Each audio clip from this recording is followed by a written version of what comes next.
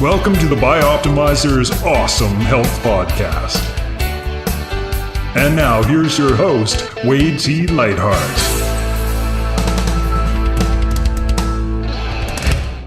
Hi there, it's the BiOptimizers Awesome Health Podcast. I'm your host, Wade T. Lightheart, and I'm here today with a living legend and a good friend of mine, Dr. Udo Erasmus, who is the absolute pioneer on healthy fats. He was way back before you heard about fats. Udo was doing cutting-edge research on this topic, and he's really set a lot of industry standards. He's a member of the CHFA Hall of Fame, and I am just delighted to have you on the call today. Dr. Udo Erasmus, thank you for joining us today. Hey, I'm really glad to be talking to you in Bali from Vancouver. Yeah, you're in Vancouver. I'm in Vancouver. Of course, normally I live in Vancouver, but I've been traveling the world lately, doing research and finding people who are really setting the tone for allowing people to produce awesome health. And of course, the funny part is Udo's been doing this for, 40 years, I think you've been traveling the world spreading your message. But 30. Yeah. Oh, 30. Yeah, a long time. And let's talk about that. Let's get into it right away. How did, your book, let's talk about your book and how you got to that, or what's your backstory from getting into the fats before everybody else was. Really, nobody was talking about this prior to you starting this. You are the pioneer. Well, the fats part of it started for me when I got poisoned by pesticides. I had a job as a pesticide sprayer, and I was very careless because I was upset with some things that happened in my life. And so I was spraying pesticides and doing it very carelessly. And I used to walk barefoot on the lawns I sprayed. The skin peeled off the bottom of my feet, so I wore rubber boots. But it was a summer job, and I'm a white guy. I wanted to have a tan. So in the summer, I'd have a tan. So I'd wear rubber boots and a bathing suit. And the wind would drift the spray on my back. And I was really stupid. And after 3 years of doing that, I got poisoned by the pesticides I sprayed. This is a predictable outcome. What you put out comes back, right?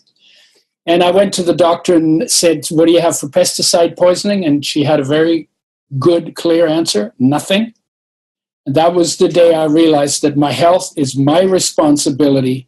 And if I don't care about my health, maybe nobody does.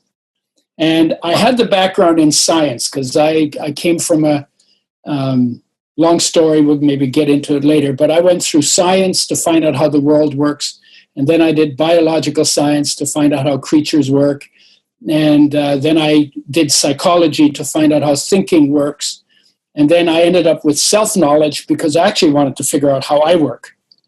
And this came out of a project that I began when I was 6 years old, living in Europe after the Second World War. I was born during that war.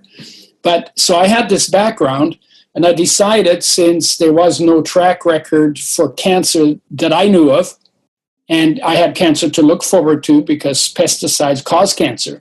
So I was thinking, well, there must be a way to reverse or prevent that, because if you do the opposite of what you do to get it, then you should unget it, right? Right. Just like simple thinking, right?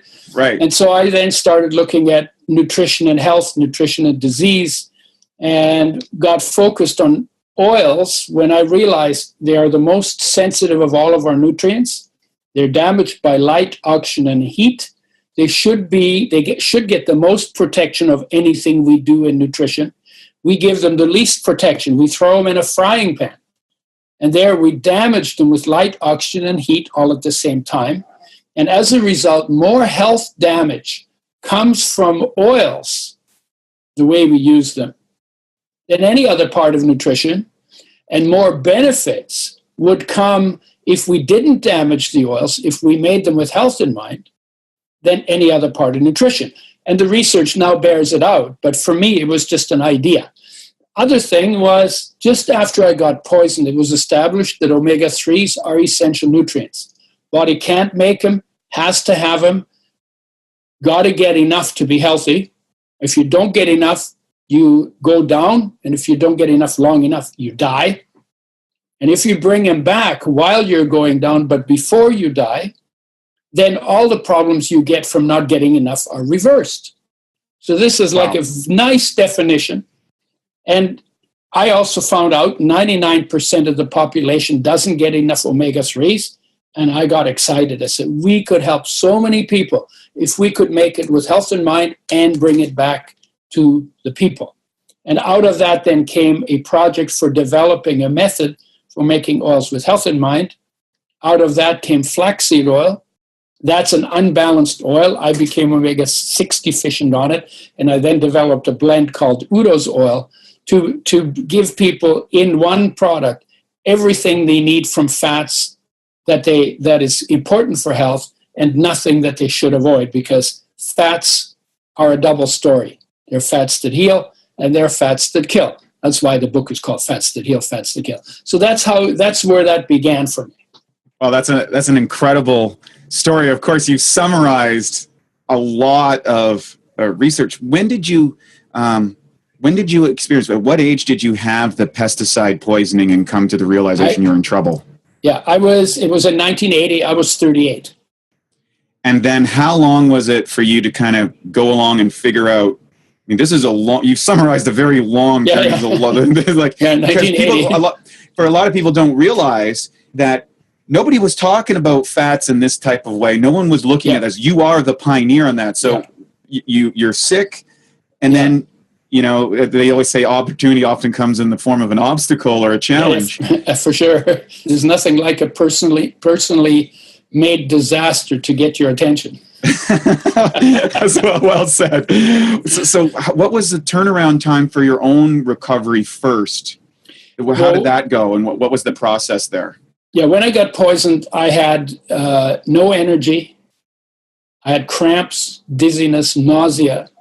And when I turned my head, it felt like my head turned, but my brain didn't. Now, obviously, that's not going to be the case, but that's what it felt like. It was just very strange symptoms. So that was in 1980. I was 38. And at that point, I had arthritis in my knees, a little bit, not real serious yet. But whenever I bent my knees and put a little pressure on them, they would hurt. Now I'm 75. I don't have any pain in any of my joints. And that all comes from changing the way I live. Mainly how I do nutrition and health.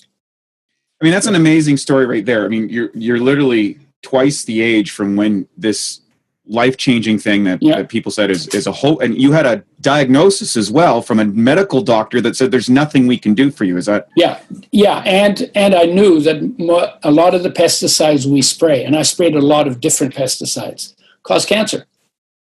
Because they inhibit oxidation in the body, and they poison your brain. Either they poison your breath or they poison your brain. That's how poisons kill creatures. And we're not so different from the bugs that I was spraying.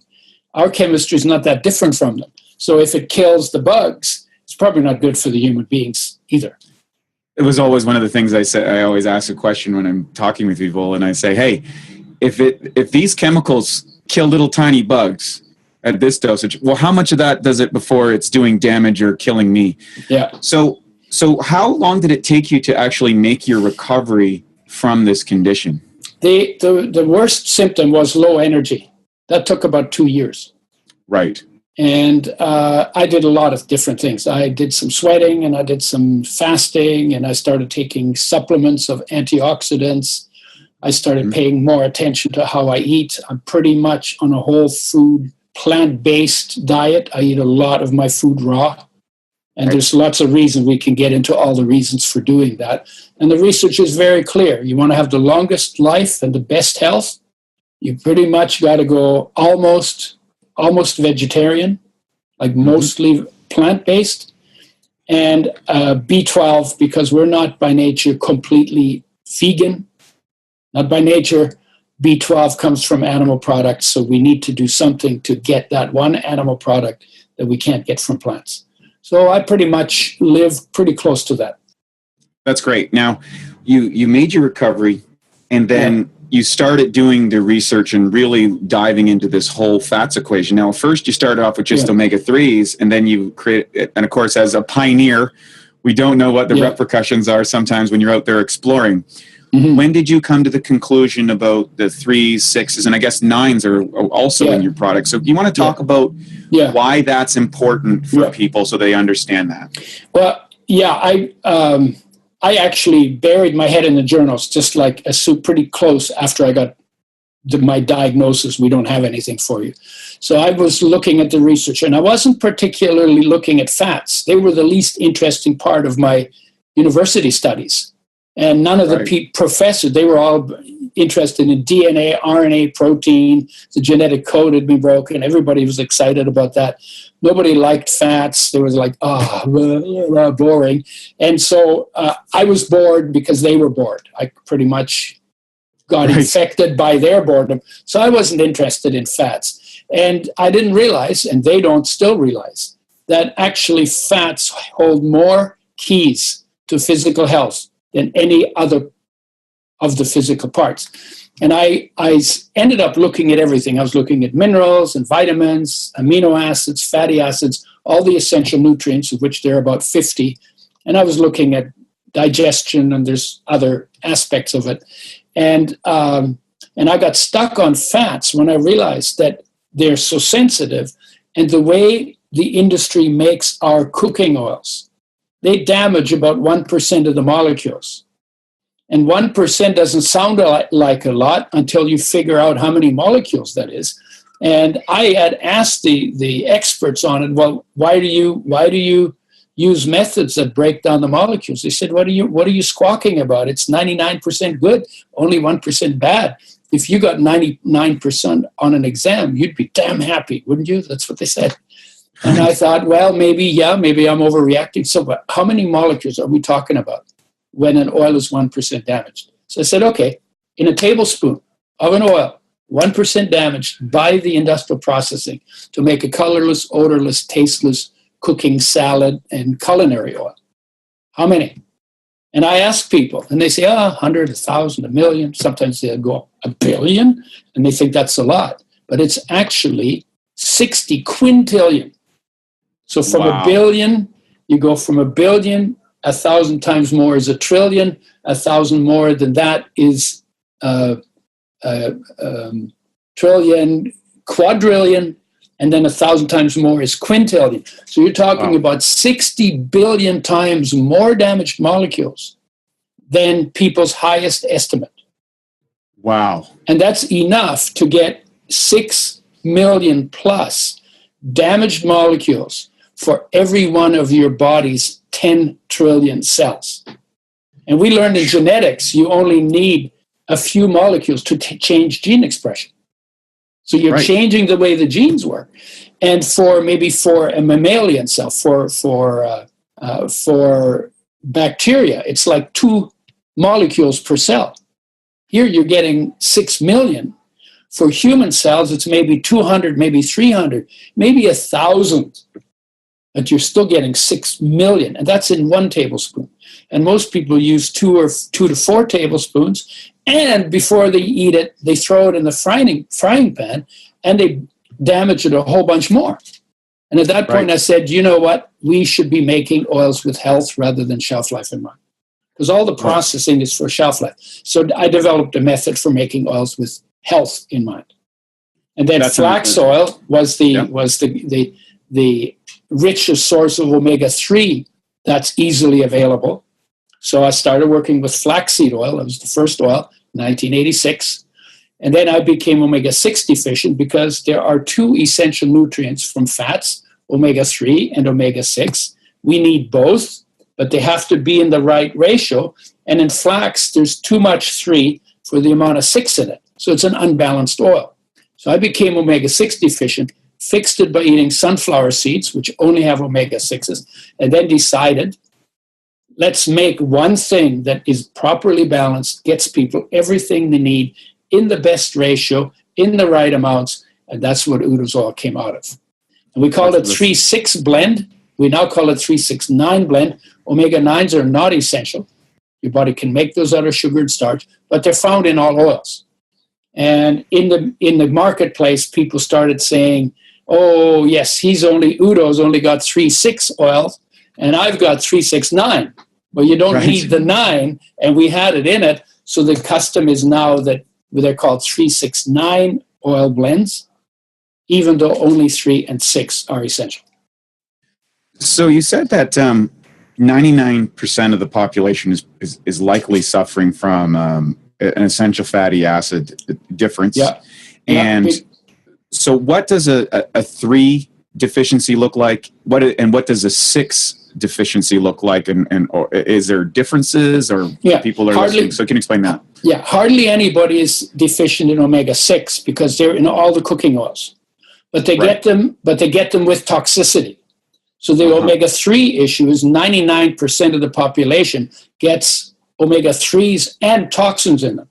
And those interfere with body functions. And it's why omega-6s have a bad reputation. It's not the omega-6s. They're essential. Every cell needs them. It's the damage done to them. And people blame omega-6s, what should be blamed on the processing.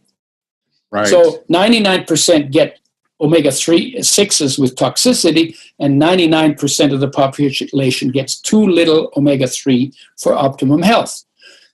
Every cell needs both, so the symptoms of not getting enough are widespread. They literally affect every part of the body. And in fact, the research on omega-3s now says that when you increase omega-3s in the diet, provided they're not damaged and they're not toxic, you can improve virtually every major degenerative condition of our time.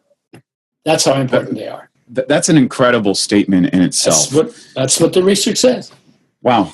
Inflammation, cardio, oxidation, so that affects cancer and inflammation, and bone strength, and brain function, and child development, and mother's health, and fitness and exercise.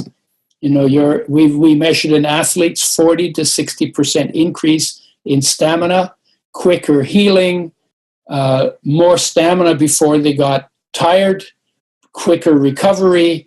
I mean, literally every hair and nail growth is better. What am I missing? They're required for liver and kidney function. I don't think. Oh yeah, and they form a barrier in the skin against the loss of moisture, so they make people's skin really nice. And then you tan better and you burn less. So I don't know. Oh, diabetes, they make you more insulin sensitive if you're diabetic. If you use these oils, the omega-3 oils, for energy instead of carbs, you're less likely to get overweight, or cravings, or insulin swings, or mood swings, or gorging, or obesity, and then that leads to diabetes, and that leads to cardiovascular problems, and that checks you out earlier. I mean, so if you use good oils for your major source of energy, then you deal with all of the problems that carbs cause when you eat more than you burn. Have I missed any? I don't think so.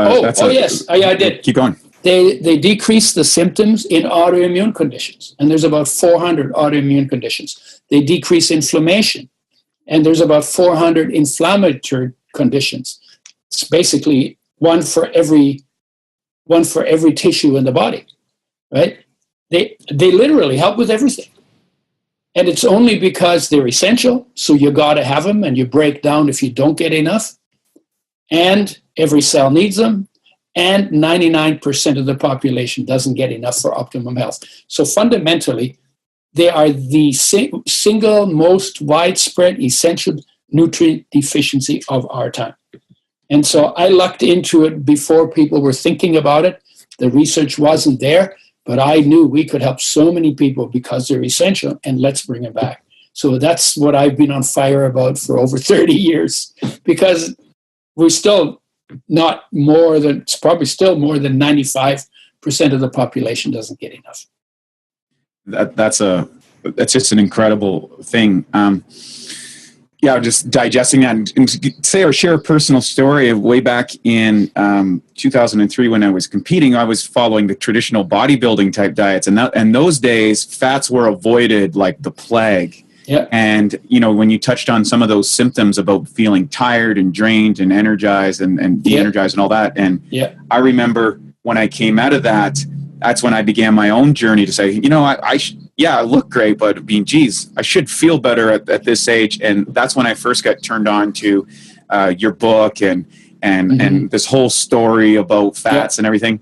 What is the mechanism of why this is so important? Can you explain that in terms of, you know, people can understand what makes your body use these fats, and why is that so important for our cells? There are quite a few different mechanisms. Like out of these oils that are pretty simple, omega-6 and omega-3, the body makes a whole lot of derivatives because we have genes to make those. Genes that make enzymes that make those. And so some of them become hormones. And they're literally about 50 hormones that regulate cell activity on a moment-to-moment basis that are made from essential fatty acids. And some of them give you more inflammation, some of them give you less inflammation, and the balance between them keeps you on an even keel. So that's one issue, big issue for every cell in the body needs these hormones to regulate what's going on a moment-to-moment basis. Another one is they're turned into DHA that a lot of people have heard of. And DHA is required for brain function, but also for vision and also for sperm formation. So if you don't get enough, you're going to end up dumb, blind, and stupid. I mean, dumb, blind, and sterile, right? Dumb, blind, and sterile, right? Which is a big issue right now in the population. We're seeing all of them are. Yeah. Yeah. We got enough dumb people around. No, I'm just kidding.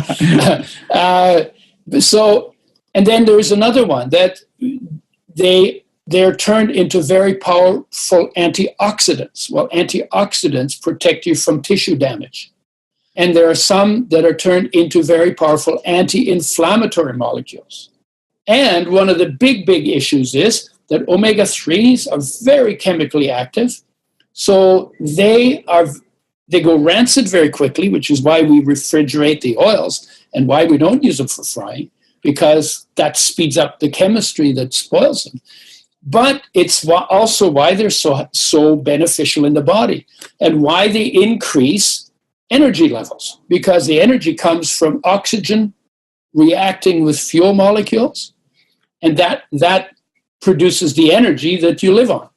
Right? ATP and creatine phosphate and all of that stuff, fancy names for it, but fundamentally they increase energy. Well, if you increase the energy of every cell in your body by 40 to 60%, like we've shown in muscle cells for athletes, well, every cell in the body will get 40 to 60% better at doing whatever its job is. So it's good for the hormones. They make cell receptors work more effectively at the cell receptor level. It's good for muscle cells, it's good for nerve cells, it's good for immune cells that are doing repair in the body. And literally, you can go through all of them. You give them more, it's for liver, can do 40 to 60% more work. Kidneys can do 40 to 60% more work. They relax your arterial muscle tones, so they lower blood pressure. They lower oxidized cholesterol. I mean, it just goes on and on and on. And a lot of it has to do with the fact that they both increase oxidation, which usually causes damage, but at the same time, they're turned into the molecules that protect you from that damage. And when I found all of that out, because the research wasn't there when I started, but I have these days when I just go, it's like I go into ecstasy, realizing how nature created something that should damage you and make your life shorter, that actually increases your lifespan and your energy by simply making out of that same thing what the molecules it needs to protect you from the damage it could do if it couldn't make those molecules. And you look at nature, it's like, okay, well, we've had a few years, nature's had a few years to figure it out, whatever your view is, but 4.3 billion years, right? You know, it's come up with some really amazing stuff. And we're not inventing this. Like when I talk about this and I get excited, I'm not inventing anything.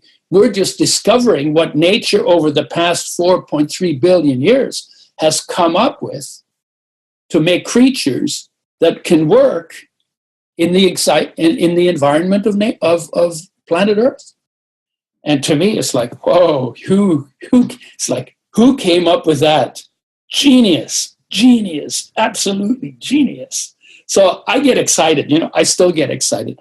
And there's so much in nature that is that exciting, and so much in human nature that is that exciting. It's amazing to be able to follow the work that life made, that life did on this planet. Starting from a ball of molten rock and stinky fumes, and then created this, right? That's pretty amazing. It is. It's absolutely fascinating. And one of the things I've discovered about researchers is the more you dive into something, the more amazed people become, and the magnitude of just life itself just hits you, and it's incredible. Yeah. You talked about something that's very important, I think, for our listeners, and that is toxicity from cooking, from fats that they're taking, also the production of what people would call shelf stable fats, I guess would be the term in the industry that they use. They call it. Can you share with people what a lot of people are probably thinking, man, I'm cooking every day and I use butter on the pan or I use oil.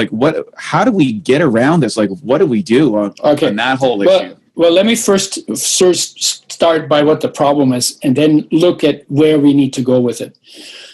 If you look at all of the ways that human beings have learned to process foods, because the animals don't process. They eat everything fresh, whole, raw, organic, just the way nature made it, right? It's growing and then it goes in your mouth and it goes, right? Or if a fox catches a rabbit, the rabbit is still kicking, it eats it raw, it's fresh. And the fresher something is, the more nutritious it also is, and the more antioxidants are in it, and the more life or body supporting molecules are in it, right? So of all the things we've learned to do to mess up our food and take it away from the fresh, whole, raw, organic state, the single worst thing we've ever invented is frying. Mm-hmm. Frying foods in oil. We call it cooking now, but we used to call it frying.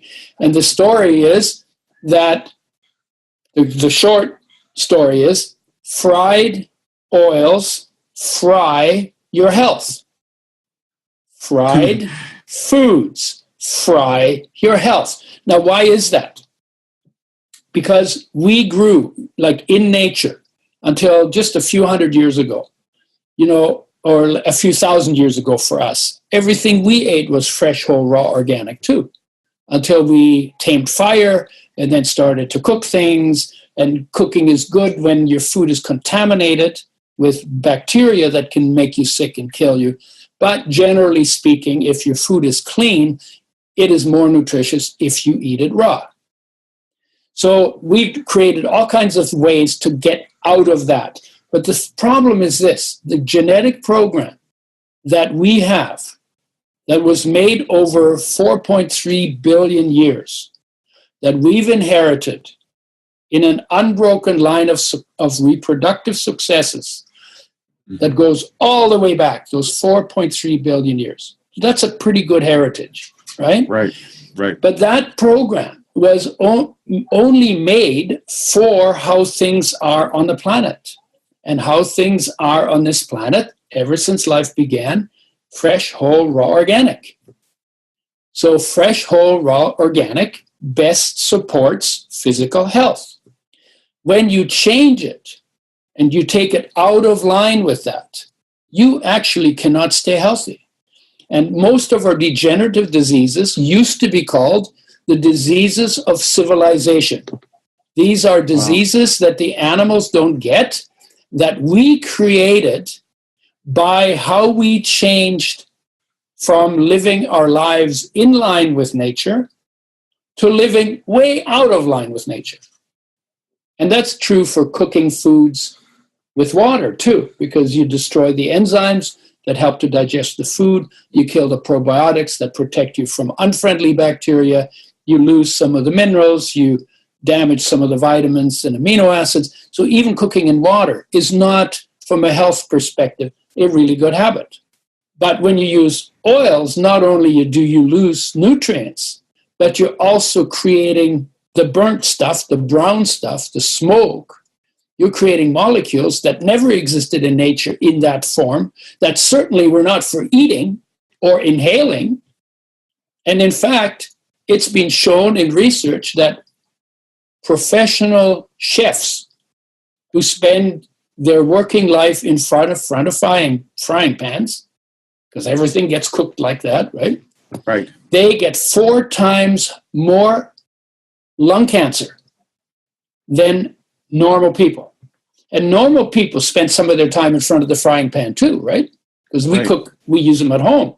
Well, these guys, if you spend 8 hours cooking instead of just 2 or 3, you get 4 times more lung cancer than if you only do 2 or 3 hours. And if you did none of it, then that would reduce your lung cancer even more. But I have not seen anybody do that study. The difference between eating fresh, whole, raw, organic foods or eating cooked foods, cooked and fried foods, in the way we eat it. But we know that in fried foods increase cancer. That the connection between fried foods, even the cooking oils that are heated to frying temperature before they go in the bottles, even those have an association with cancer when they're only 1% damaged before we put them in the frying pan, before we damage them some more. So the idea is you can only be healthy when you live with your body in line with the natural system out of which you came, within that natural system that also created your genetic blueprint for adapting you to live in that system. So you get out of line with that, it doesn't work. You know, it starts to not be able to do things. Let me give you a silly example. If you get plastic into your body, because we get plastic that leaches into oils and it leaches into foods. If you get plastic in your body, this has been done with a number of studies, mostly in animals. When you get plastic into the body of an animal, you create chronic inflammation. But it doesn't have to be plastic. It can be any industrial chemical that the body can't break down. So they go into the body. We don't have a good good mechanism for breaking them down, or a good exit mechanism. And then if you eat them faster than your body can get rid of them, they pile up in your body. And the more they pile up, the more they interfere with what needs to be going on in your body to keep you healthy on an even keel, right? So you can't live out of line with nature and not pay a price for that. That's the law, you know, and don't hate me for saying it. That's not my law. It's just something, you know, if I'm going to tell the truth, I have to tell you that. Right. You want to be healthy, live in line with nature. I love that message, and I think it's really pertinent today. Can you tell me why so many people are addicted or really enjoyed, say, fried foods? Because if you go everywhere, you know, fast food industry, fried food industry, if you go onto the health channel and everybody's like, oh, fry it in this oil, fry it in that oil, cook in this, like, you know, and then that's really pervasive. And, you know, you think of people, how much they like their chips or how much they like their French fries or how much they like their deep fat fried. Why is that? Why do people get attracted to that? And it doesn't matter where you go around the world. I've pretty much been everywhere. I haven't been in Bali, though. Maybe they eat fresh, whole, raw, organic in Bali, but nowhere else. No, but the reason for it actually is I think it's the industry. And the way that goes is that the industry started making oils. And one day, you know, they made oils because they made them with shelf life. So they have a 3-year shelf life, so they can make it in Bali and sell it in Vancouver, right? Or make it in Johannesburg and sell it in Moscow. Right? So if you have a long shelf, you have potentially a very big market. And if you don't, and oils by nature are sensitive. They should be treated more like ice cream and steaks, kept cold or frozen. Right. But the industry didn't want to do that, even though they're just as perishable as all the other fresh foods. They didn't want to do that, so they figured out a way to make it with shelf life in mind And in order to do that, they had to do this chemical stuff to them. That damaged them, and we've talked about the damage done to it. And then one day it was like, oh man, when I was a kid, I'm 75, so when I was a kid, when we talked about cooking always meant in water.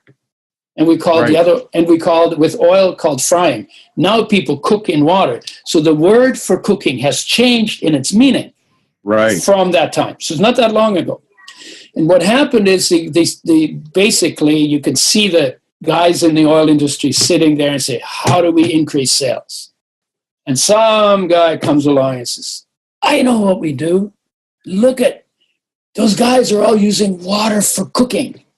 Imagine if we could get them to use oils for cooking. Imagine how much more oil we could sell. And they all went silent.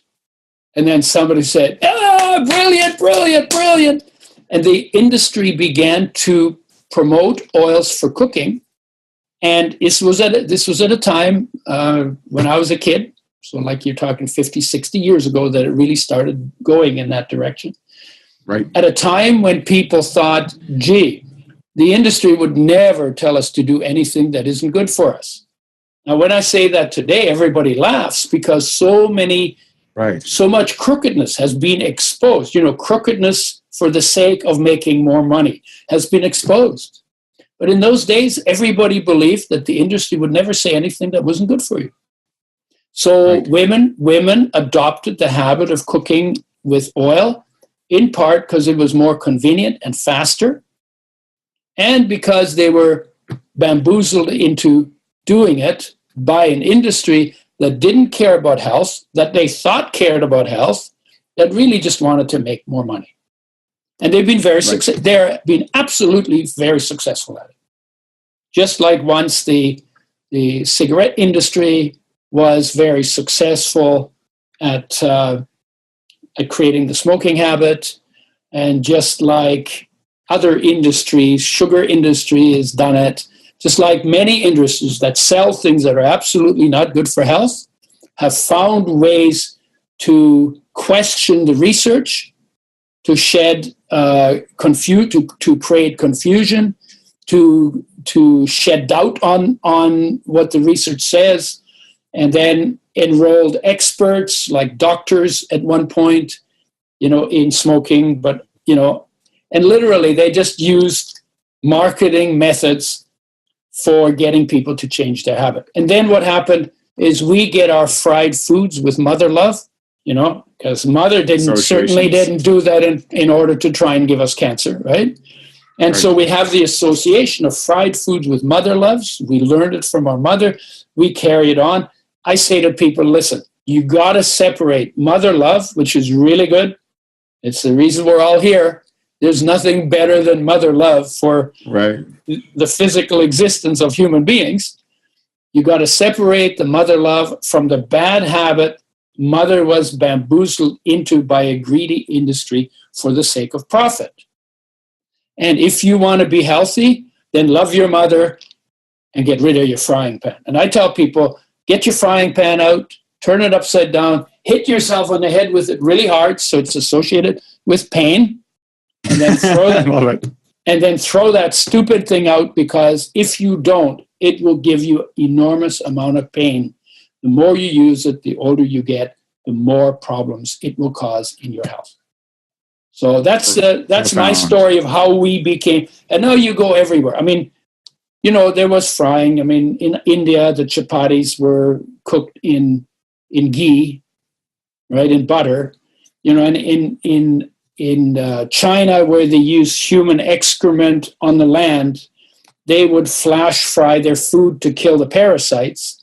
Right. That made a certain amount of sense, but they didn't like roast and toast and, they flash fried things. So when you do it right, you put a vegetable in boiling oil. Boiling oil is really hot, like 250 degrees, 40 degrees, 20 degrees Celsius, or 400 degrees Fahrenheit.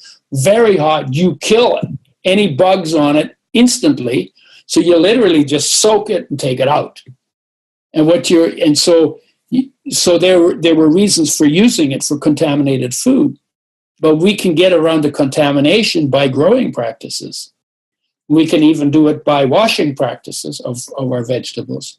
And we do better when we get used to eating foods raw again. Have to get used to it because our digestive system has become degenerated because it's not used to raw foods anymore. So I tell people, take 6 months to 2 years to go from where you are to back to the natural state of fresh, whole, raw, organic. I can tell you, I'm 75. People say I don't do well with cooked foods. No, I didn't either when with raw foods, rather. I want to cook them. I didn't either when I started. I'm telling you, now I'm 75. My digestive system should be slowing down and getting worse. It's better than it's ever been. I also take probiotics and I take digestive enzymes sometimes because they help make sure digestion is completed and doesn't leave any toxic debris. And, so I do other things as well. But honestly, the biggest thing is eat them fresh, make them mostly plant-based. We call ourselves hunter-gatherers. We were really gatherers, hunters sometimes. Because when we only had rocks to hunt with, most of that time the hunters came home empty-handed. And guess what you eat when the hunters come home empty-handed? Veggies. Why? Because they don't run away. They don't run away. They don't fight back. They're really easy to hunt down and kill. Right? Right. So a lot of all of that. We were hunters and we ate a lot of meat. Well, there were some cultures that ate quite a bit of meat, like the Inuit, as they lived where there are no vegetables, but they also had a pretty short lifespan. And the idea that we were hunters, always eating a lot of meat, comes mostly from the industries that make those products. Right. Right? So here we are. We're living in a world where we're getting told truths that are true only for the people who make the money on the stuff they're telling you to do, but from a health perspective, actually doesn't make sense. I like that. Just a quick question, because I know some people will grind away on this one. Is there any oil that survives heating without being damaged? Is there anyone out there, or is it all across the board? Yeah, I call that the Russian roulette question. I call it the Russian roulette question because people will always say, people ask it. What can I get away with? Right, that's exactly. The Russian roulette question. That's right. And so the answer is there is no good oil or fat to cook with. Got it. There are less bad ones, but there are no good ones. So for instance, if you cook in butter or coconut or any of the hard fats, lard, right? It's not around so much, but if you cook in a hard fat, those fats are more stable than the liquid oils. Right. So you will get less damage done to the fat if it's a hard fat than you get to the oil that is liquid. Right. So, but you're still doing damage to your food and you're still doing damage to the oil because when it smokes, you know you've changed it. Right? When the food turns brown or, golden and then brown and then black and then smokes, you're changing it from something natural to something that didn't exist in nature, at least as far as food is concerned. And so there is no good oil for cooking. Sometimes I say to people, what oil is good for cooking? Water. Water is the only oil you should use for cooking. Well, yeah, water is not oil, but no, because you won't burn the food as long as it's wet. So all of the burning part, you avoid by doing that, unless, of course, it sticks to the bottom of your pot and then dries out, and then it'll overheat. So, but I would not, there's no oil or fat that I recommend for cooking. And I do that, it's, I'm a little anal about it maybe, but my goal, in my view, is my job is to tell truth to empower. Not to power, but to empower. Tell truth to empower. If I, sometimes the dietitians say, cooking, frying is not that good for you, but, you want to enjoy yourself, so you might as well do it. No, that's not health advice. That's lying. Sorry, but that's lying. Right? And so my job is to tell the truth about it. What you do with it is up to you, because I'm also giving you information that you can use to shorten your life if you really hate it. But it's intended for you to extend your life, and hopefully you're enjoying your life so much that you actually want to stick around longer. And then you have to do certain things. You touched on something I think that's really important, and and that's being a health advocate for so many years, and seeing the kind of rise and trends that kind of come in and get recycled. There's a couple things that I think are being in vogue right now, and there's two perceptions of fads. I don't know what you want to call them. Yeah. And I'd like to get your comment on them. One, you sort of leaned into it. One is this whole conversation about paleo. Yeah. And then another one is the emergence of the keto diets or these type of things with high fat, low carb diets. Can you comment from your perspective on both of those? Because I think it warrants it. Yeah, paleo is very popular as a word to throw around these days, but there is no real definition for a paleo diet. So pretty much anybody can promote anything behind that name. And we don't really know what paleo was, because in the Inuit, it was mostly a meat-based diet, but they mostly ate their meat raw. And they ate the stomach contents of reindeer. They were chewing lichens off the rocks. So they got a little bit of vegetables, but there's no vegetables on ice floes. So if you're going to eat something, then the only way you can get vegetables with your food is to eat the stomach or intestinal contents of the things you eat, right? And that's a pretty intense diet, and their average lifespan was pretty low. Of course, there's a harsh climate, so there's other reasons for it. But one of the things they would get very consistently is osteoporosis, and that's your bones get thinner, and high-protein diets take minerals out of your body. Right. There's research on that. And the second thing they got strokes from burst blood vessels. And burst blood vessels, one of the reasons you get those is when you don't have enough vitamin C in your diet, then the strengthening of your blood vessels is impaired. And so your blood vessels can burst more easily. These were not clogged arteries, these were busted arteries. And then you basically bleed into tissue spaces. So there are some downsides associated with that particular diet that someone living a little further south that actually lived where there were some vegetables would not have.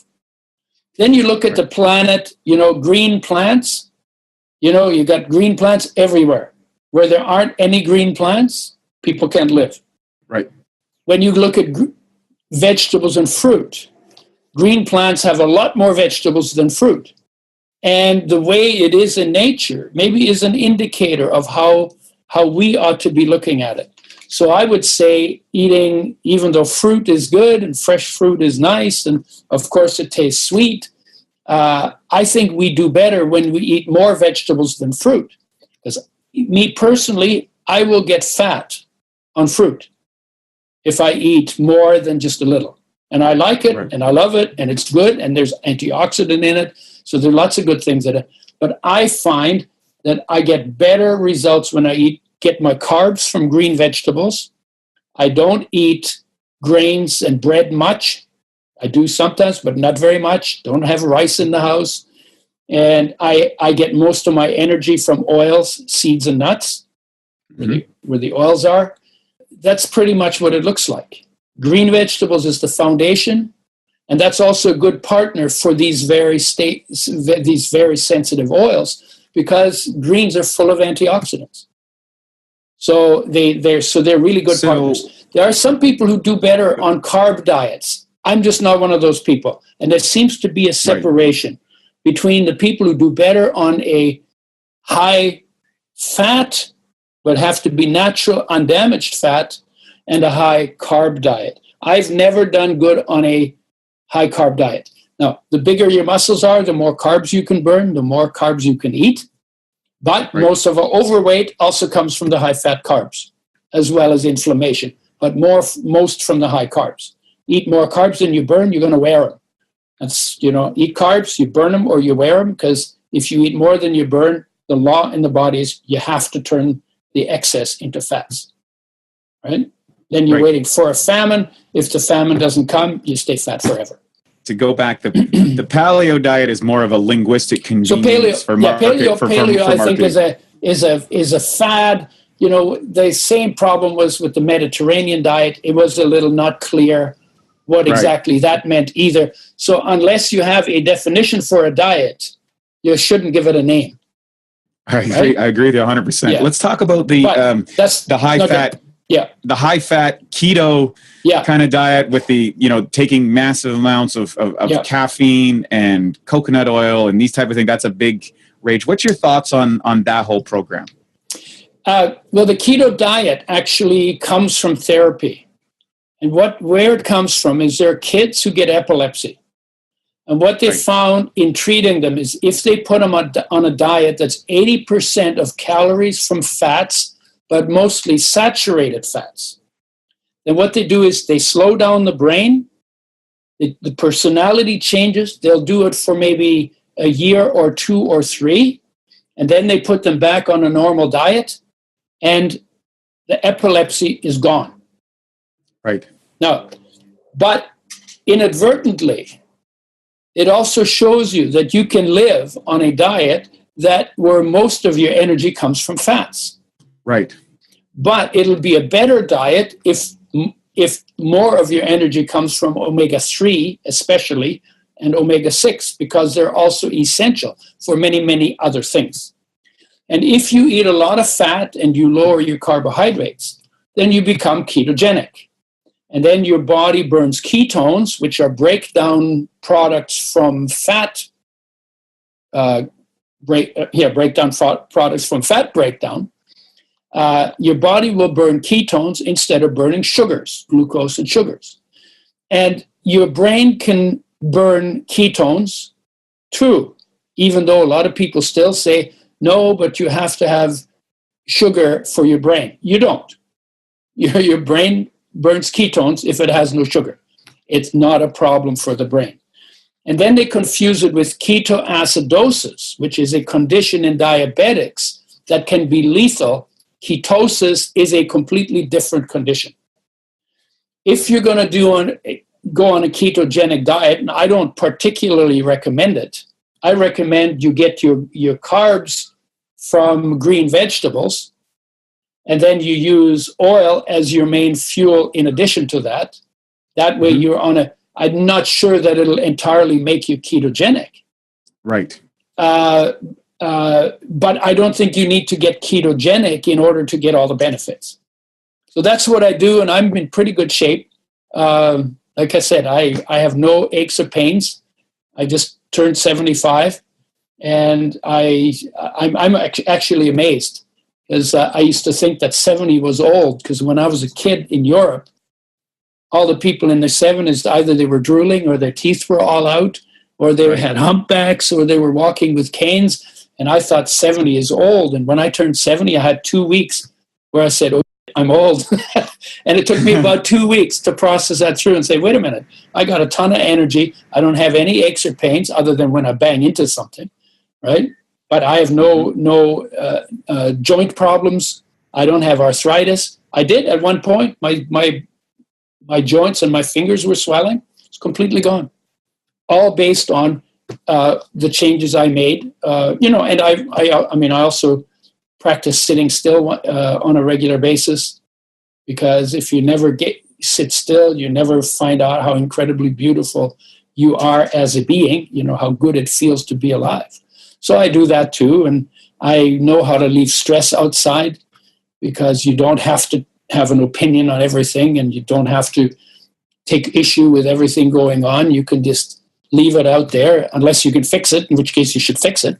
But if you can't fix it and you just hear stuff from all over the world, you got to look at it almost as entertainment, right? Or just turn off the dumb box, right? So ketogenic works. And then when you talk about coffee and coconut oil and butter, coconut and people oil, are putting this in this thing, that whole thing. What is it called? The bulletproof. Correct. Yes. Yeah. Dave asked it works. It works as I had lunch with him about a month ago. He's a cool guy. There's something in the short chain fatty acids that actually helps convert omega-3s into their derivatives. But you also get that in turmeric, and you also get it in black pepper. So when you eat vegetables and you don't have fish oils, you can actually improve the conversion of omega-3s. Plus, the research actually underestimated the actual conversion that happens. So most people do not need fish oils. Maybe 5% of the population, if that. Wow, that's a profound statement coming from, someone that your caliber understands fats well. Can you explain that a little bit deeper? Well, the idea. Well, I can tell you the history of it. The week we came out with flax oil in 1986, one of the fish oil manufacturers started saying your body cannot convert flax omega-3s, alpha-linolenic acid, the omega-3 essential fatty acids, into EPA and DHA that are found in fish. And studies were done. The studies never said that. The study said your body can convert, and your body can convert both men and women into EPA, no problem. And women a lot into DHA. That's important when they're pregnant because they got to build a second brain, and DHA is important in the brain. Men don't need that conversion because men hardly ever get pregnant, right? So men convert less effectively, and they don't need to. And they've never actually been able to find symptoms of DHA deficiency, and they did the studies wrong. Because what they did is they labeled ALA to people to see how much DHA would show up. They didn't measure the antioxidants that came from that. They didn't measure the anti-inflammatories. They didn't measure the retroconversion. So they didn't measure all of the products that came from it. And they ignored the fact that while they gave 5 grams of ALA, the body already had 15 to 60 grams of ALA in it that was also available for conversion, but wouldn't show up because it wasn't labeled. Right. So they just completely ignored that and said the body only converts what we labeled. This is like right. This is like really stupid. I mean, it's not stupid. I think it's devious because I think it was done in the service of the fish oil industry by professors who get their grants from the fish oil industry. You talked about, I think, black pepper and turmeric. Yeah. What's that relation? Is that part of the conversion, or they can accelerate it? Yeah, they accelerate the conversion, and so does coconut oil. Okay. Yeah. So and then in India you have 300 million Brahmins. They're obligate vegetarians. They never ate fish. They never took fish oils. They have just as much DHA in their brain, their eyeballs, and their sperm as we do, because they can think just as well, they can see just as well, and they can reproduce just as well as we can. And that's a pretty big, they've been that way for probably 20,000 years, 300 million of them. Right. And the vegetables, if you eat only vegetables, you get, they do have a little bit of sour milk, but they get that mainly for the B12 and the probiotics. And there's no DHA in that milk. So, so there's and gorillas, elephants, rabbits, horses eat grass, and they have DHA in their brain too, right? That's a profound statement. Yeah, the whole idea your body can't. So before we came out with flax oil in 1986, what the fish oil used to say, 30% of the population cannot convert enough. So they were actually saying 70% of the population does not need fish oils. Right. But that changed when they had competition. So the story changed. Then they would say the body of men can't convert effectively into DHA, therefore everybody should take fish oil supplements. Women don't need fish oils. And then they've never talked about how much damage is done to the fish oils. Because we get 1% damage in the cooking oils, and DHA is 25 times more sensitive to damage by light, oxygen, and heat than those cooking oils are. So to get 3%, 6%, 10% damaged molecules in a fish oil is not outlandish. And when you concentrate them, you concentrate the damaged molecules too. So there's research around all that, but it's not kind of making it into the marketplace. Partly because the fish oil industry supports a lot of research. And the researchers like to put in a good word for the guys who fund them. Right? So powerful statements and sharing how stories get spun off of science and how good science versus bad science and that sort of thing. And when it comes to fats, I know all the stories because I kind of like over the past 30 years, all those stories have developed. Right? That's really it's a great perspective that you're bringing here. Let's talk about someone who's just listening to this right now. They're eating, what their version of a healthy diet or a non-healthy diet or whatever. Where do they get started in making that transition? Because one of the things I think you touched on, I think is really important, is you said this is not something that it's a 2-week course or a 10-day fat thing. You're talking this transformation can take a couple of years to really get to that optimal state. Where does a person start, and what do they need to start doing by incorporating these healthy fats into their diet? Yeah, let me make it more general. Please. The biggest issue, in nutrition and disease, is not the nutrition but the processing. We blame a lot of problems on foods when we should blame those problems on the damage done by processing.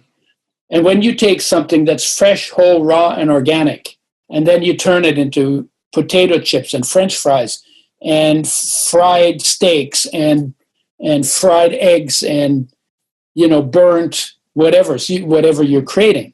It's the processing that does most of the damage to the food that then does damage to your body because it no longer fits properly into the biochemical architecture of your body that was developed in nature on fresh, whole, raw, organic. Okay? Wow. So fundamentally, go from more processed to less processed. So you start with fried or deep fried, go to boiled, go from boiled to steamed, go from steamed to blanched, go from blanched to raw, if you can. And you can do that with every food group. I would say go from high carb foods like grains, potatoes, corn, rice, all of those foods, head towards more green foods.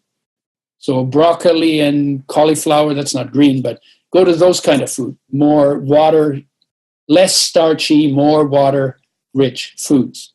That's a good direction to go in. I would say go from more starch to more good oils, just because, in carbohydrates, there are no essential nutrients in carbohydrates. So these are the least important food. There are essential fatty acids that come from oils. So you have to have oils in your diet, but you could actually live completely without starch, right? Minerals, there's nothing in carbs that you can't get elsewhere. You can get minerals from your vegetables. You can get vitamins from your vegetables. You can get amino acids and proteins from your vegetables and your seeds and nuts. You can get essential fatty acids from oils. So there's nothing in carbs you actually have to have. But they're fuel. If you burn them, they're okay. If you don't burn them, you're going to wear them. They'll turn into fat, and you'll get fat. And we know that because in 1979, we were all told to eat more carbs, less fat. They blamed the processing on the fats. They should have blamed the processing, but they blamed the fats. They said, because fats were associated with health problems, they said, eat less fat, eat more carbs. Carbs went on the bottom of the food pyramid. And in 20 years of following that advice that started in 1979, in 20 years, overweight went from 25% of the population to 65%. So we were eating less fat and we were getting fatter. Right. And there's a hint there. This is like continent-wide, 300 million people wide, the population of North America. Right. Right? So we went from 25 to 65% of the population overweight. That tells you that the change you made in that time that created that, you need to look at the carbs. So it's always to go in the direction of more fresh, whole, raw, organic. Look at that as your standard, and then look at where you are in your kitchen, and look in your cupboards, and look in your fridge, and see what kind of stuff you have in there. And replace it out always in the direction of fresh or raw organic. Great stuff. So that's an easy way to do it. And yeah, will that take time? Sure. And if you can't do it, you don't, sometimes people say, well, I can't do that today, all of that today, so I'm not going to do anything. Well, do what you can. Right. If you can't have 2 organic eggs every morning, because they're 5 times more expensive than non-organic, in Japan at least, Right. Say, look, can you afford 2 a week? Not 2 a day, but can you afford 2 a week? Oh yeah, no problem. Can you afford 4 a week? Yeah, I could do that too. Okay, well then do 4 a week. You're still supporting the industry that makes them with health in mind, and you're still withdrawing your money from the industry that doesn't care about your health. And you're still doing your body a favor, because out of 7 days, on 2 days, you actually get oils or eggs that don't have crap in. Right? That's great.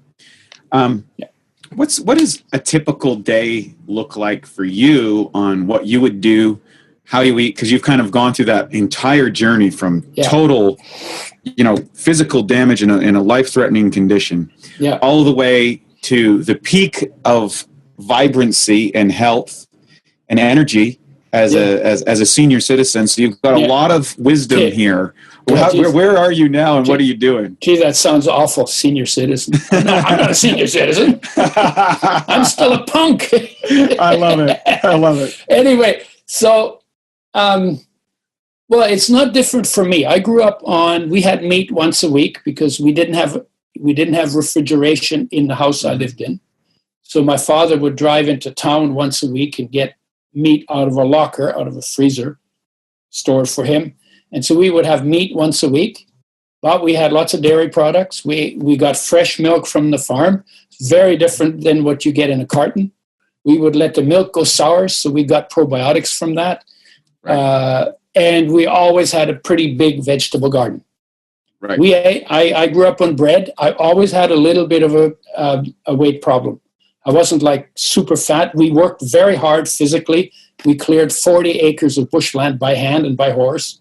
Right. So we were physically very active. So we were in pretty good shape, but I always had extra fat on me. And it was not easy to get rid of it because I wasn't really changing my diet. I was just doing what was in front of me. When I came to university, I stopped working physically so hard. I had to change my diet.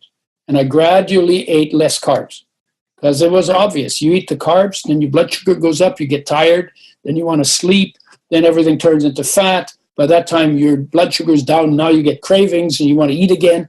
And then you eat too much because it takes a while to digest and absorb. So up goes your blood sugar and your insulin and your mood, and then crash again.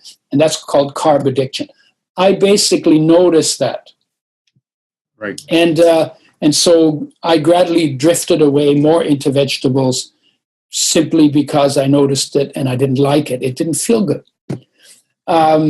In terms of oils, I didn't really do anything with oils until I got poisoned and started looking at what happened to them. I was shocked when I found out.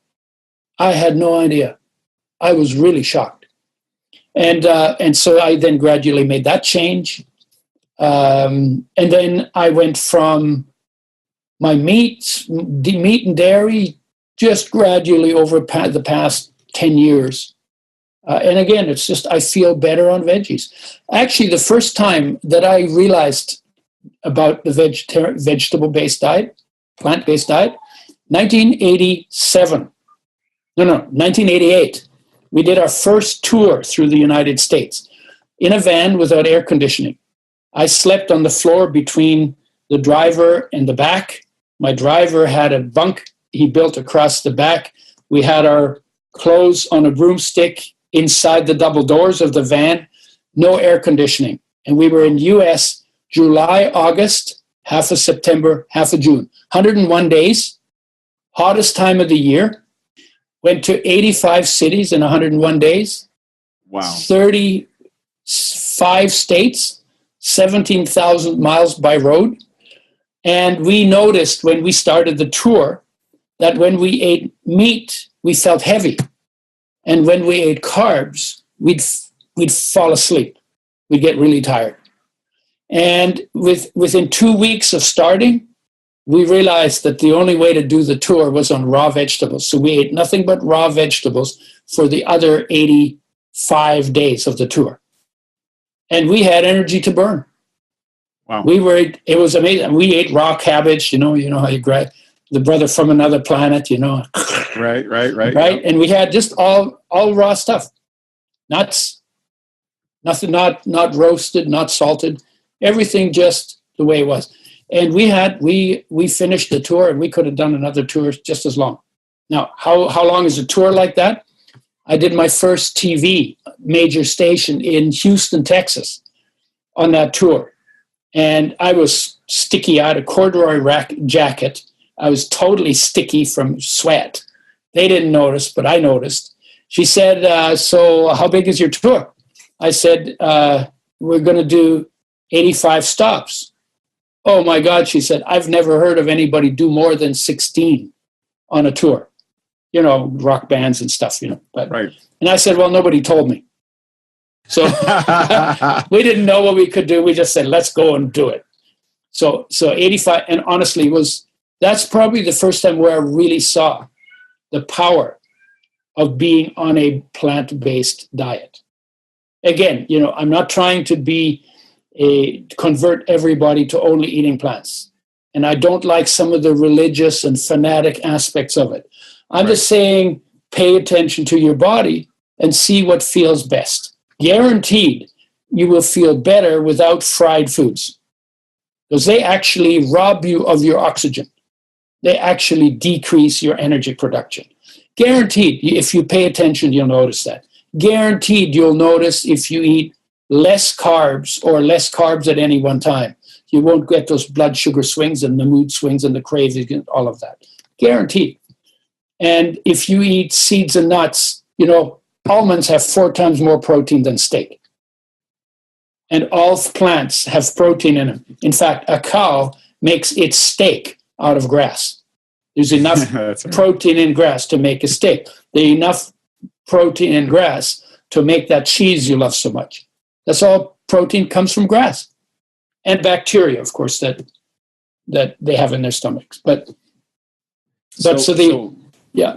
So on a typical day, what would you start your breakfast with, lunch, and then dinner, or do you eat multiple times a day, or once a day, or 5 times a day, or how does that work? I go by feel. Okay. If I wake up and I'm not hungry, I don't eat. When I get hungry, I eat. I don't wait till I'm ravenously hungry, and I don't get that way because I don't eat carbs. Right? So I never get that, oh my God, I got to eat. You don't have those crashes and those peaks and valleys. And I don't get the owly mood that comes with low blood sugar in people who are carb-based, right? Right. So, but what I have in my house, I have lots of vegetables. I love broccoli, and broccoli is very good for me. I love herbs and spices, and I have all kinds. I've got black seed, and I've got ginger, and I've got turmeric, I've got cayenne, and I've got black pepper, and I've got clove and cinnamon and cumin, and then I have some other herbs and spices from India, and so like a lot of that kind of stuff. And my biggest protein source is sesame, tahini. Wow! So it's ground sesame seed, and what I do is I buy it by the case. It's a very simple diet, actually.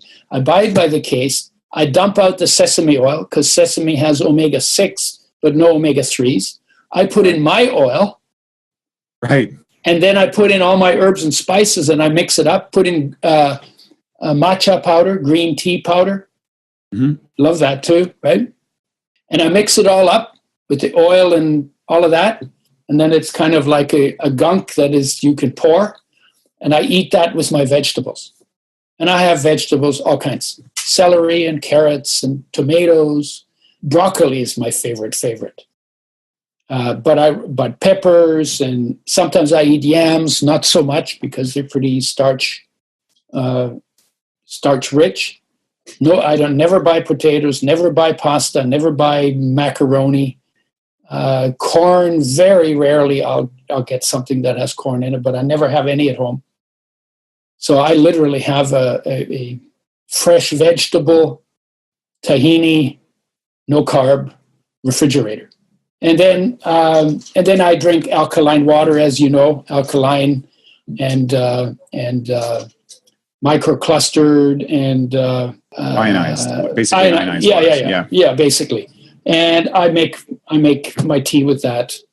And if I cook something, occasionally I'll cook something like yams or something like that. I usually cook them. I eat them raw too sometimes, but if I cook them, onions, I'll cook onions. I eat garlic too. And anyway, when I cook them, I usually cook them in 9.5 water.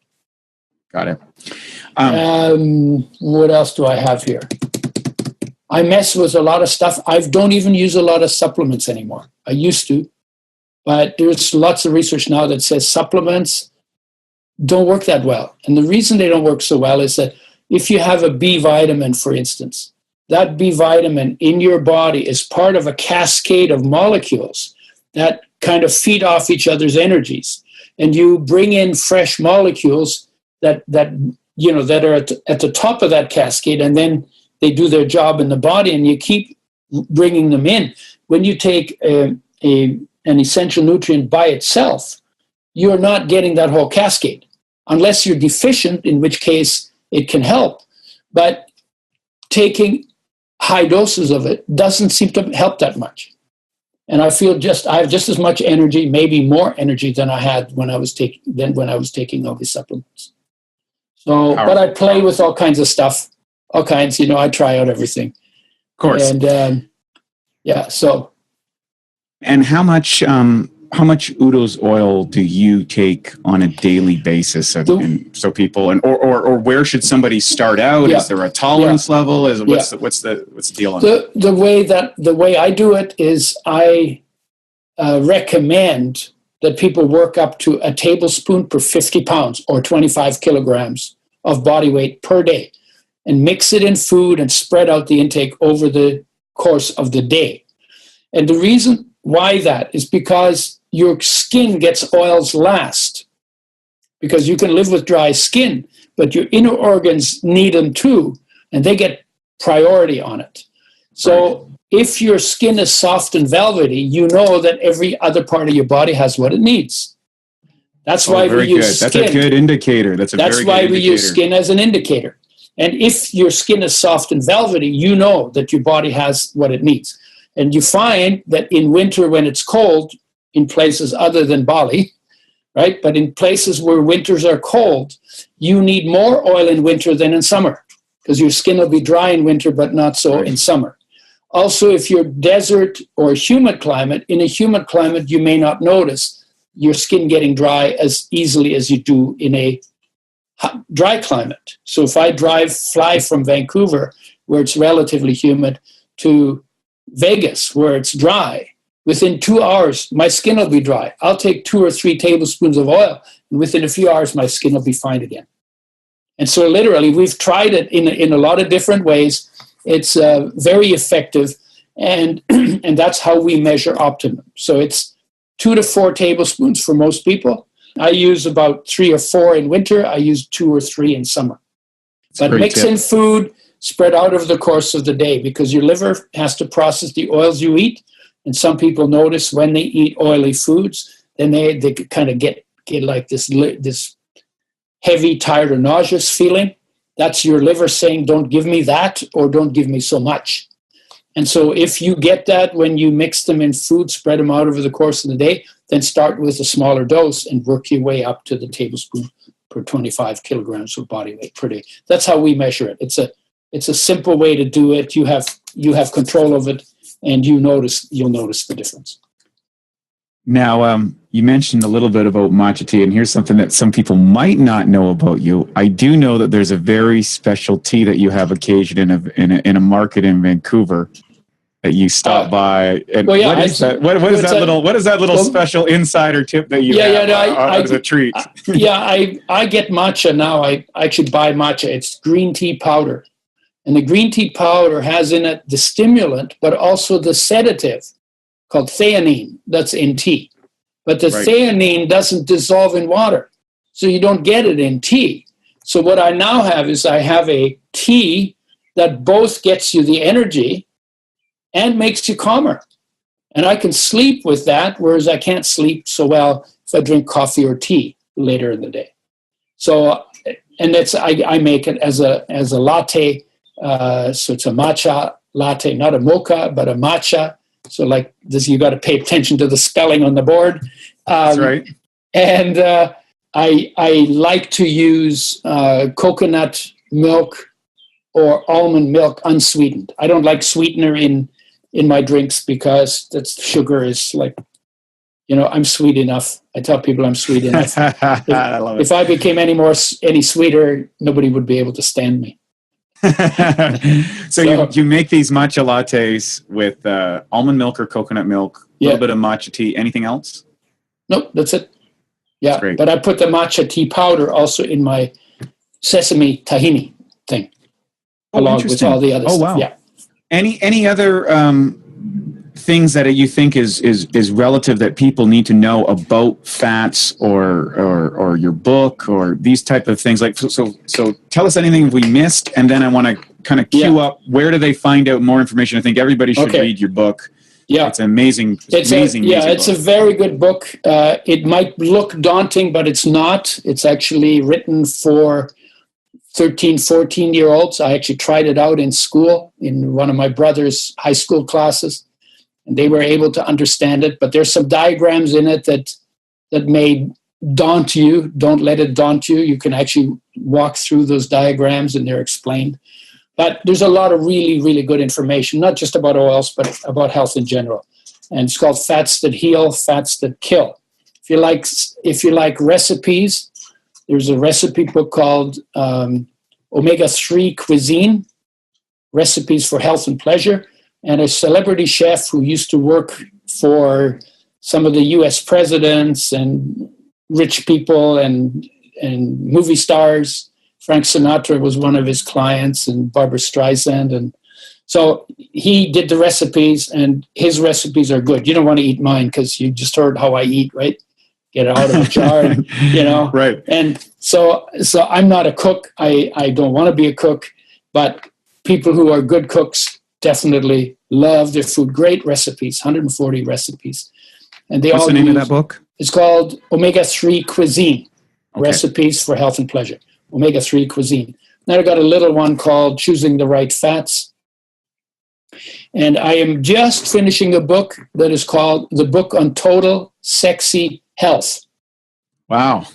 Total Sexy Health. Why that? Because I've always wanted, and this goes back now, I came out of the Second World War. I was born during the war in Germany. It's part of Poland. I mean, it's Poland now. It was part of Germany then. And I was a refugee kid at 3 years old, running from the communists, chasing us with tanks and trucks. And the Allies were shooting at us from planes. So we're getting it from the back and from the front. Wow. And in the process, my mother got burned out. She had 6 kids. She was by herself. And the roads were unsafe. There were dead horses and people in the ditches everywhere. And she had 6 kids. She couldn't handle 6 kids. She left 4 of us behind and took off through the fields with the 2 that she could handle because she only had 2 hands, right? And eventually, long story, it was, I don't remember much of it other than the fear and the anxiety. And until I was about 45, whenever there was tension in a room, I would start shaking. So, and one of my survival skills was to be goofy, to sense of humor. That was my survival skill. I could break tension. I was really good at it. But out of that came a thought. I was 6 years old, and people were arguing. We were in Germany at the time. They were arguing about stuff that seemed trivial to me as a 6-year-old.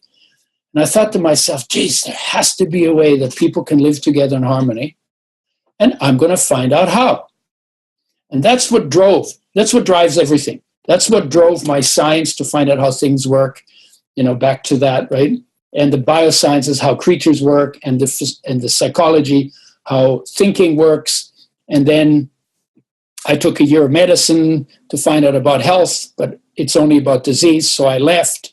And then after I quit university, I sat in on social psychology, philosophy, religious studies, and literature, basically literature. and for another couple of years. And then I left because what I was looking for wasn't there. And then I got involved in self-knowledge. And since I was 6 years old, I have wanted to find a way to address every problem on the planet. Well, the truth is we are the only problem on the planet. So we got to address ourselves. What is it about us that we need to come to terms with? And so the idea is health. Everything affects health. War affects health. Politics affects health. Environmental stuff affects health. How your neighbors treat you affects health. I mean, what you eat literally everything affects health. So there's the umbrella for addressing every problem on the planet. It's health. How does it affect health? And what do you do if you want to be healthier? But then most people don't know that, and most people don't even care that much. But everybody wants to be sexy, right? And by sexy, they don't mean being in bed getting laid every night. They mean being attractive, feeling vibrant, being full on, right? Absolutely. And sexy on the street is not as much about sex as it is about charisma, presence, all that kind of stuff. Total sexy health. Everybody wants to be sexy. Most people don't know that the foundation of sexy is healthy. And so we're going to look at how to be in line with nature and your nature. That's where your sexy comes from.